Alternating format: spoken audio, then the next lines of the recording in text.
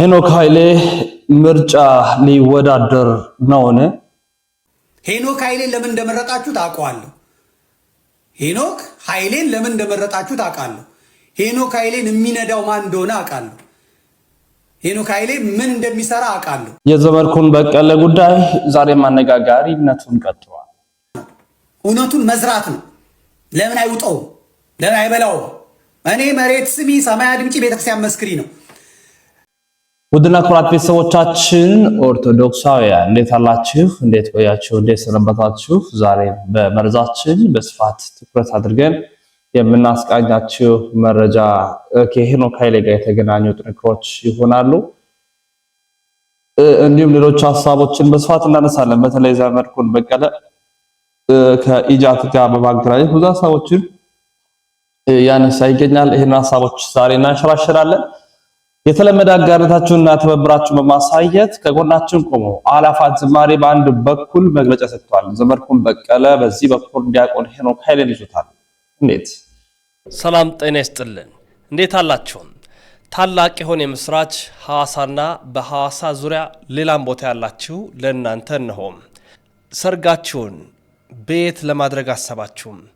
ምናልባት ሰርግ ሲመጣ ብዙ ጭንቀቶች ይመጣሉ። የምግቡ ጉዳይ አሳሳቢ ነው። ስለ አዳራሹ ጭንቀቱ የሚያቆም አይደለም። የምግቡ ጉዳይ ብቻ ሳይሆን የዲኮሩ ጉዳይ፣ የካሜራ ሁኔታ ከሽምግልና ጀምሮ እስከ መልስ ያለውን እንዴት አደርጋለሁ? መኪናውንስ ምን ሊሆን ይችላል? እኛ አሰናርተን እናቀርብላችኋለን። ምክንያቱም ያሮስ ኢቨንቶች ነን። ሰላም ጤና ይስጥልን ውድና ክቡራት ቤተሰቦቻችን ኦርቶዶክሳውያን እንዴት አላችሁ? እንዴት ቆያችሁ? እንዴት ሰነበታችሁ? ሰላማችሁ በዚህ ይበል።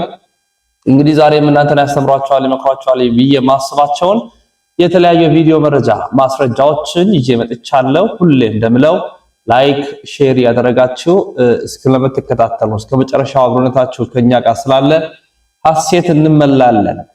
ላይክ አድርጉ። በቀጥታ ወደ ቪዲዮቹ ሳመራ እንግዲህ የአእላፋት ዝማሬ 2018 ዓመተ ምህረት የፊታችን ታኅሳስ 28 በመስቀል አደባባይ እንደሚደረግ ኢጃት በመግለጫው ይዞ ወጥቷል። ሁላችንም የሰማነው መረጃ ነው።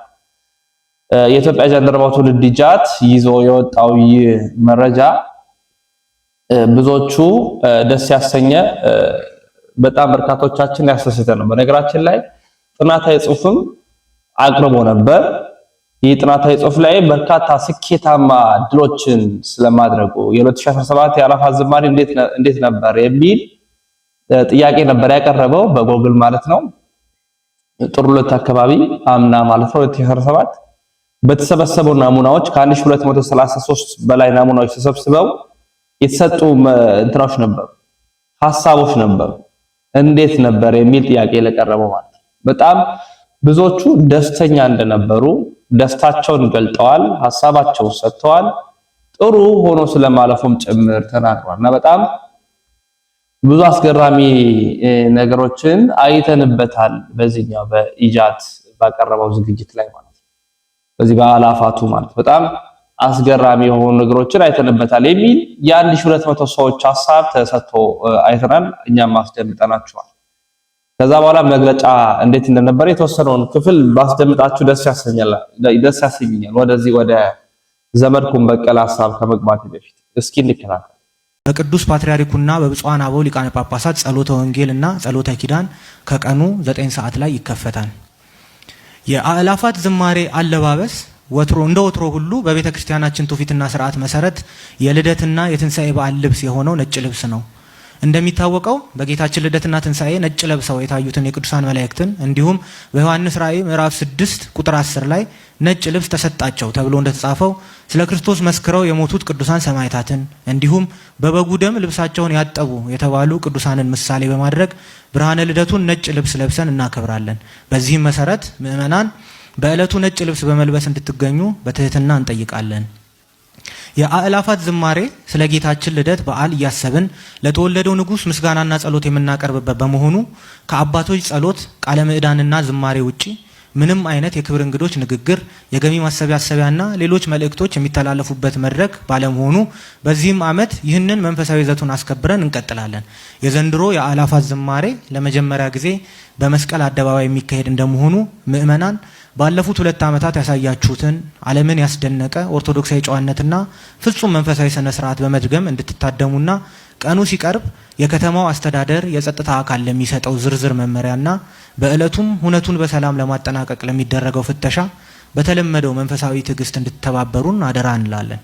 የአእላፋት ዝማሬ ላይ የምናሳየው ታዛዥነትና ክርስቲያናዊ ጨዋነት የአእላፋት ዝማሬ በቋሚነት በመስቀል አደባባይ እንዲካሄድ መንገድ የሚከፍት በመሆኑ የተወለደው ንጉሥ የመድኃኔ ዓለምን ልደት በሀገር አቀፍ ደረጃ ከፍ ብሎ የሚከበር ሁነት እንዲሆን የበኩላችሁን ታሪካዊ ድርሻ እንድትወጡም በዚሁ አጋጣሚ አደራ እንላለን። ባለፉት የአእላፋት ዝማሬዎች ላይ የታደሙ ምእመናን የጧፍ መባ ይዘው የመጡት ለቦሌ ደብረ ሳሌም መድኃኔ ዓለም ካቴድራል እንደነበረ ይታወቃል። በዘንድሮ የአእላፋት ዝማሬ መስቀል አደባባይ ስትመጡ ከምታከብሩት ውጪ የምትሰጡት ጧፍ እንድታመጡ እየጠየቅን የዘንድሮ የጧፍ መባ ለታዕካ ነገስት በዓታ ለማርያም ገዳም ይሆናል። ጧፉን ለመሰብሰብ የተዘጋጁ ድንኳኖችም ስለሚኖሩ እግረ መንገዳችሁን እንድታስገቡና አንጋፋዋንና በብዙ ምክንያቶች ድጋፍ የምትፈልገውን ጉባኤ ቤት ያላትን የታዕካ ነገስት በዓታ ለማርያምን በረከት እንድትካፈሉ አደራ እንላለን። በሁለቱ ዓመታት የአእላፋት ዝማሬ የተሻለ እይታና ድምጽ ያለበት ቦታ ለማግኘትና የቪአይፒ እንግዶች አስተዳደር ጉዳይ ብዙ ቅሬታ የተስተናገደበት መሆኑን በሰብሰብነው መረጃ ማጣራት ችለናል። በዚህም መሰረት የ2018 ዓመተ ምህረት የአእላፋት ዝማሬ ሁሉም ታዳሚ ለመድረኩ እኩል ቅርበት ያለውና በአደባባዩ የትኛውን ቦታ ላይ ያለ ሰው ፊት ለፊት የሚመለከተው የህብረ ዝማሬ አስተላለፍ የሚያሳይ የመድረክ ዲዛይን በኢጃት የአርኪቴክቶች ቡድን ተሰርቶ ተጠናቋል። ድምጽን በተመለከተም አደባባዩ ውስጥ በየትኛውን ቦታ ላይ ያለ ሰው የሚሰማው ድምጽ እኩል እንዲሆን በድምጽ መሐንዲሶች ቡድን ዝግጅቱ ተጠናቋል።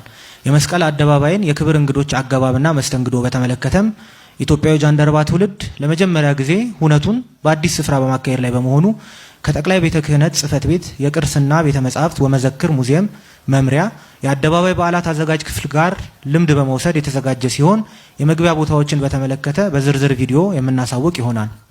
በእለቱም ስጋው ደሙ የሚቀበሉ ምእመናን ከድካም አንጻር እንዲገኙ አይመከርም። ሆኖም ዝማሬውን ሳላይ አልቀርም ለሚሉ ተቀምጠው የሚታደሙበት የእናትና አባቶች የክብር ማረፊያ ስለተዘጋጀ ሰሞኑ በምናስቀምጠው የጉግል ፎርም ላይ በእለቱ የሚቀበሉ ወላጆቻቸው እንድታስመዘግቡ በአክብሮት እንጠይቃለን። ወደፊት በጃንደረባው ሚዲያ ገጽ ላይ በምንለቅላችሁ የሁነቱ ዲዛይን መግለጫ መሰረት ልዩ ቦታውን የምታውቁት መሆኑ እንደተጠበቀ ሆኖ በኤግዚቢሽን ማዕከል ውስጥ የሚገኝ ክሊኒክ በጃን ሉቃስና ተባባሪ የሕክምና ተቋማትና ባለሙያዎች አማካኝነት የሚተከሉ ጊዜያዊ ክሊኒኮች፣ አምቡላንስ መኪኖች፣ ጊዜያዊ ተንቀሳቃሽ መጸዳጃ ቦታዎች፣ በጃን ህንደኬ የሚተከሉ የሽያጭ ድንኳኖች እንደሚገኙም ልናሳውቅ እንወዳለን። የአእላፋት ዝማሬ በብፁዓን አባቶች ቡራኬ መመሪያ ድጋፍና ክትትል የሚዘጋጅ የጠቅላይ ቤተ ክህነትና ከአዲስ አበባ ሀገረ ስብከት ኃላፊዎች በተለያዩ ሁኔታዎች የተሳተፉበት በመሆኑ አባቶች የበዓሉን አከባበር በተመለከተ ተጨማሪ መግለጫና አባታዊ መልእክት የሚያስተላልፉ ይሆናል። ትራንስፖርትን በተመለከተ በርካታ ሰንበት ትምህርት ቤቶችና አድባራት ወደ አእላፋት ዝማሬ የደርሶ መልስ አውቶቡሶች እያዘጋጁና ማስታወቂያ እያስነገሩ መሆኑን ተመልክተን አድንቀናል። በዚህ ተግባር የሚቀረፈው የትራንስፖርት ችግር ብቻ ሳይሆን ለዝማሬ የተሳተፉ ምእመናን ማስቀደሳቸውን የሚያረጋግጥ በመሆኑ ይበል የሚያሰኝ ነው። በመሆኑም ምእመናን በየአካባቢያቸው የተዘጋጀውን የትራንስፖርት አቅርቦት በመጠቀም ያለምንም መጉላላት ታድማቸው እንድትመለሱ እንዲሁም የሰንበት ትምህርት ቤቶችንና ማህበራቱን አገልግሎት እንድትደግፉ ጥሪ እናቀርባለን። የትራንስፖርት አቅራቢዎች ዝርዝራቸውን በማህበራዊ ድረገጾች ላይ የምናጋራቸው ይሆናል። እንዲሁም መኪና ያላችሁ ምእመናን መርሃ ግብሩ ሲጠናቀቅ ወደ እናንተ አቅጣጫ የሚሄዱ እህት ወንድሞችን በመጫን የትራንስፖርት አገልግሎት እንድትሰጡን ይሁን። ኢትዮጵያዊ ጃንደረባ ትውልድ ተጨማሪ የትራንስፖርት አማራጮችን በመፈለግ ምእመናን ያለምንም መጉላላት መርሃ ግብሩን ታድመው ወደ የአጥቢያቸው እንዲሄዱ አስፈላጊውን ጥረት እያደረገ ሲሆን ውጤቱን በሂደት የሚያሳውቅ ይሆናል። ሄኖክ ኃይሌን ለምን እንደመረጣችሁ ታውቃለሁ። ሄኖክ ኃይሌን ለምን እንደመረጣችሁ ታውቃለሁ። ሄኖክ ኃይሌን የሚነዳው ማን እንደሆነ አውቃለሁ። ሄኖክ ኃይሌ ምን እንደሚሰራ አውቃለሁ። ለሄኖክ ኃይሌ የተመደበለትን በጀት አውቀዋለሁ። ሄኖክ ኃይሌ ምን ሚሽን ይዞ እንደሚሰራ አውቀዋለሁ። እሱበት ሰው ሊቀርበት ይችላልና ሄኖክን የፕሮቴስታንት ድርጅቶች በአጠቃላይ እንትን የሚላችሁ የለም፣ አንገታችሁን የሚያይ የለም። የኦርቶዶክስ ስርዓት መጠቅለል ነው። ተጠቅለሉ፣ ጸጉራችሁን ተሸፋፈኑ፣ ነጠላ ለብሳችሁ የሄኖክን በዓል አድምቁለት። አንደኛ ሄኖክ ስለ ተክለ ሃይማኖት አይዘምርም፣ ስለ ክርስቶስ ሰምራ አይሰምርም፣ ስለ ቅዱስ ጊዮርጊስ አይዘምርም፣ ስለ ጻድቃን ስለ ሰማዕታት አይዘምርም። ከኛ ጋር አንድ ነው፣ ተወለደ ነው የሚለው። ጌታ ተወለደ ማለት ለእኛም አይጎረብጠንም። ስለዚህ ሄኖክን አግዙት ተብላችኋል። ስለዚህ ዘመድኩን እንቅፋት እየሆነ ነው፣ ሚሽናችንን ሊደባልቅብን ነው። ቅዱ እንደዛ ነው።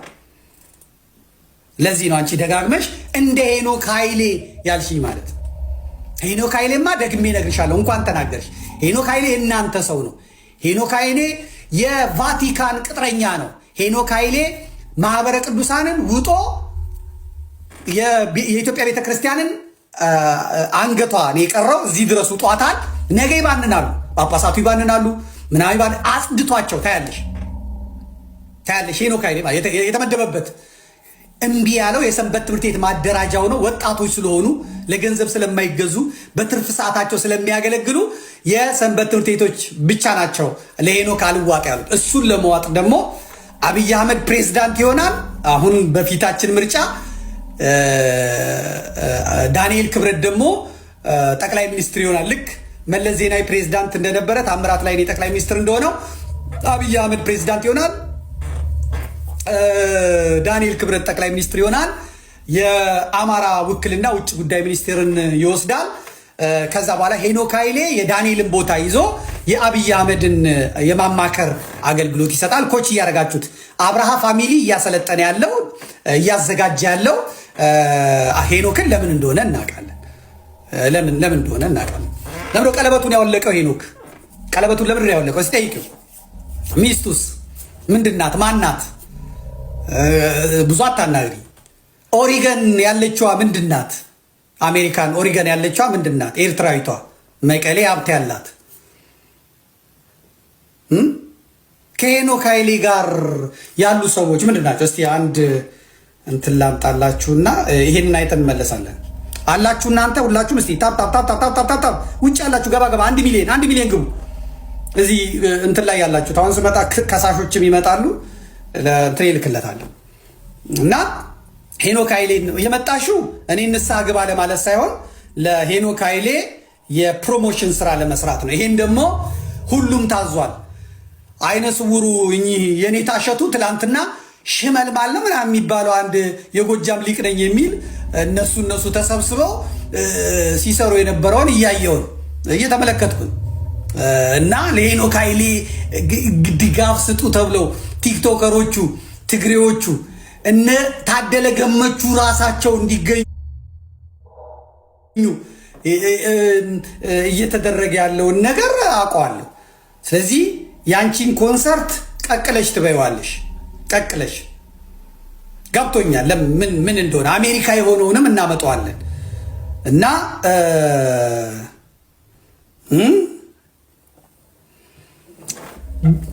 አሁን እናንተ የምትሉት እናንተ ሰምታችሁኛል፣ ገብቷችኋል። ሄኖክም ገብቶታል፣ ህዝቡም ሰምቷል፣ ገብቶታል። የኔ ቃል መዝራት ነው፣ እውነቱን መዝራት ነው። ለምን አይውጠው? ለምን አይበላው? እኔ መሬት ስሚ ሰማይ አድምጪ ቤተክርስቲያን መስክሪ ነው። አስቴር በዳኔ ትሰሚያለሽ? አሁን ጳጳሳቱ ሲያለቅሱ እንደው አይፍጠንና ብፁዕ አቡነ ማትያስ አሁን ባያልፉ ብዬ ጸልያለሁ። ባያልፉ ምክንያቱም እየመነኮሱ ያሉ ለአንቺ የምነግርሽ ማለት ነው ከማህበረ ቅዱሳን የነበሩ ወጣት መነኮሳት ወደ ገዳም ተልከው እየመነኮሱ ነው። መንኩሰው ወደ አሜሪካ እየተመለሱ ነው። ዶክተሮች ምኖች መጥተዋል። በሄኖክ ኃይሌ በኩል ቤተክርስቲያኒቷን እንዴት እንደሚወርሷት ተዘጋጅተዋል። ፕሮሞሽኑ ተሰርቷል። መንፈሳዊ ኮሌጅ ያሉት ሰዎች ተይዘዋል እና ይቺ ቤተክርስቲያን ሪፎርሜሽኑን መቀበል አለባት፣ ታድሶ መቀበል አለባት። እስካሁን የመጣንበት መንገድ ትክክል አይደለም ብለው በሄኖክ ኃይሌ በኩል መጥቷል። ሆዳም ሊቃውንትን የሚሉ ጎጃሞቹ መብታቸው ነው። ጎጃሞቹ የእንትኑ አካል ስለሆኑ ማለት ነው እና አቡነ አብርሃም እና ማብርሃም የዛ አካል ስለሆኑ ማለት ነው። ምክንያቱም ይሄ ቅባት የሚባለው ካቶሊክ ነው የወለደው። ፓትርያርክ መርጦ ጎጃም ተቀምጧል። የሄኖክ ኃይሌን የሚደግፉት የትግሬው አባ ሰላማና የጎጃሙ ቅባት ነው። ለሄኖክ ኃይሌን ሮም ካቶሊክ የላኩት ብፁዕ አቡነ አብርሃም ናቸው።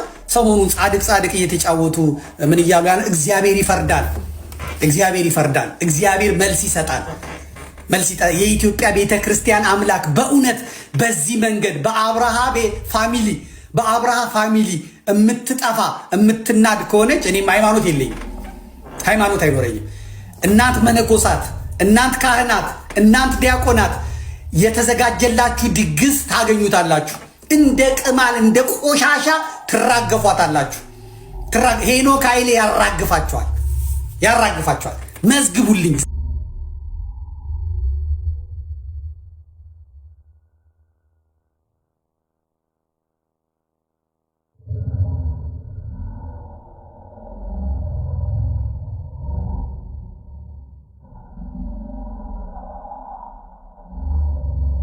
እስቲ አሸብርን ተመልከቱት። ስለ እውነት አሸብር ጴንጤ የሆነ የሊቃውንት ጉባኤ ሰብሳቢ የነበረ ነው።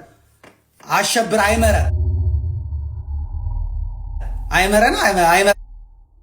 አሸብር እንትን የሚባለው አይመረ እሱ የሊቃውንት ጉባኤ የነበረ ነው። ከነበጋሻው ጋር ገጠምኳቸው። ጅጅጋ ሚካኤል ሄዶ ታቦት ቆሞ ቪዲዮ ካላችሁ ላኩልኝ።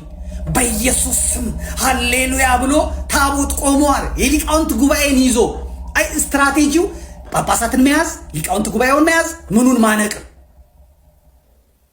አይመር አሸበር ብሶበት ወጣና ዮርዳኖስን እነማይዞ ታድሶ ሆነ እና እዛ ጴንጤዎቹ ደግሞ አያበሉ። ጴንጤዎቹ በስርዓት የመጡ ናቸው፣ ኔትወርክ አላቸው። ይሄ ከዚህ ርቦት የሄደው ኦርቶዶክሳዊው መናፍቅ መብላት አልቻለም። ሲርበው ተመልሶ እጅ ሰጥቶ መጣ። አይመረ ምን ያደረገ ነው? ቅባቶችን ቆጋ ተክለ ሃይማኖት ሄዶ ያስመረጠ ያሾመ ፓትርያርክ መርጦ ያስቀመጠ። በቃ እዚህ አትችልም፣ እዚህ ያለው ሌላው ይሰራዋል፣ አንተ ኦርቶዶክስ ተመለስ ተብሎ ወደ ቤተ ክርስቲያን ይቅርታ ጠይቆ የተመለሰ ነው። ዛሬ መጥቶስ ለሄኖክ ኃይሌ ይተጋተጋል። ለምን? ጎጃሜ ነዋ፣ ቅባት ነዋ። እኔ የምነግራችሁ ነገር ዛሬ አይገባችሁም። እኔ ጎጃም ጥላቻ የለብኝም፣ የትግሬ ጥላቻ የለብኝም፣ የምን ጥላቻ የለብኝም። እንዲህ ካልነገርኳችሁ አይገባችሁም። ቅኔ አያስፈልገው። ህዝብ ይቀየማል፣ እንደዚህ ይላል ምናምን። ሴራ እኔ ላይ ስለማይሰራ ማለት ነው። ወጥቶ ጓ ይላል፣ ጓ አርጓል፣ ያወራል፣ አወራዋል። እና አይመር አሸብር እስቲ ተመልከቱ። ይሄ ሸመልማል ምናምን ደራሲውን ሊቀሊቃውንት ምናምን የሚባለውን ተመልከቱ። ለምን ነው ሄኖክ ኃይሌን የሚደግፈው?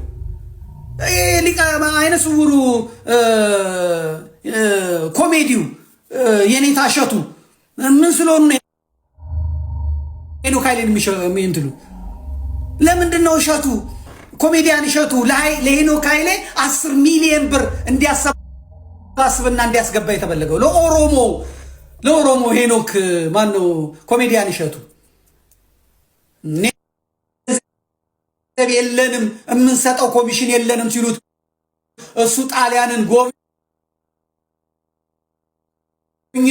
ወደ ሀገሩ የተመለሰው ለምንድን? እንዴት ነው አሜሪካንን በገዳም ስር ዘርፈው በገዳም ስም እንዴት ነው የዘረፉት? ትዕግስት የምትባለው የጎጃም ልጅ ቤቷ ጋብዛኛለች፣ ጠይቂያታለሁ፣ ሄጄ አይቻት ነው የመጣሁት። እንዴት ነው 1 ሚሊዮን ብር የሰጠሽው ለገዳሙ ስላት ምንድን ነው ያለችኝ? ምስክር ፊት ኖ እኔ አልሰጠሁም፣ ብድር ነው የሰጠሁት። ከዛ በዛ እነሱ ማኑ አስነኩ። ህዝቡ